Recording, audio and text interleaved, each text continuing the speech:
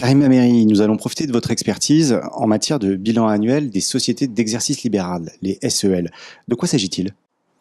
Alors, comme nous l'avons vu lors d'une précédente présentation, la société d'exercice libéral est une entité juridique indépendante et qui doit présenter un bilan, un compte de résultat, donc une liasse fiscale qui est différente de la 2035 qui est présentée par le professionnel libéral.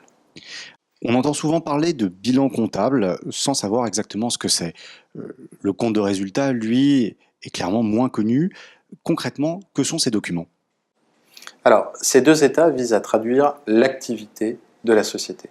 Donc, le bilan exprime en fait le patrimoine possédé par la société. Donc, nous allons avoir à l'actif l'ensemble des investissements, qu'on appelle également les immobilisations.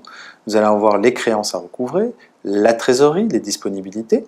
Et au passif, on va avoir l'ensemble des dettes, mais également l'ensemble des revenus tirés par cette activité, qu'on appelle également les fonds propres.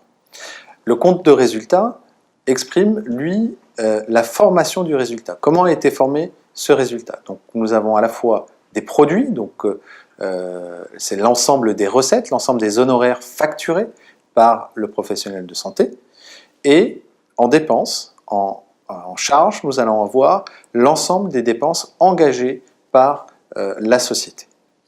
Et ce sont en fait ces états, éventuellement complétés par d'autres, qui forment cette fameuse liasse fiscale? Absolument. Donc c'est cette liasse fiscale qui est ensuite déposée à l'administration fiscale, donc le 2 mai de chaque année. Alors, comme pour le BNC, tout ça semble extrêmement technique. Quelles sont vos recommandations, simplement pour ne pas décourager les jeunes médecins qui nous regardent?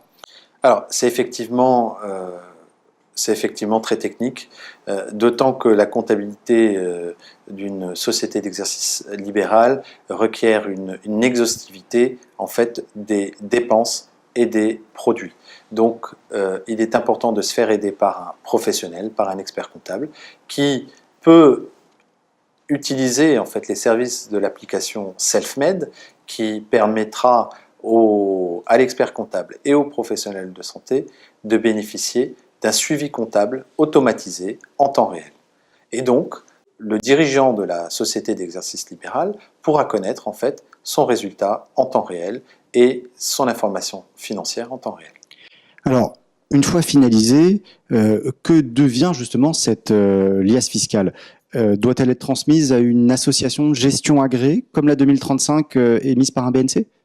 Alors, il n'y a pas d'avantage pour la société d'exercice libéral d'adhérer à une association de gestion agréée.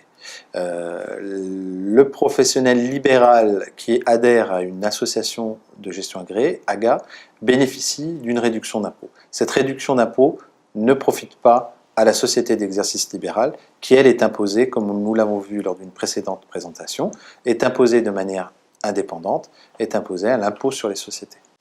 Et donc, la liasse fiscale est adressée directement à l'administration? Absolument. Elle est adressée directement à l'administration fiscale sans pouvoir bénéficier de réduction quelconque au titre d'une adhésion à une association de gestion agréée.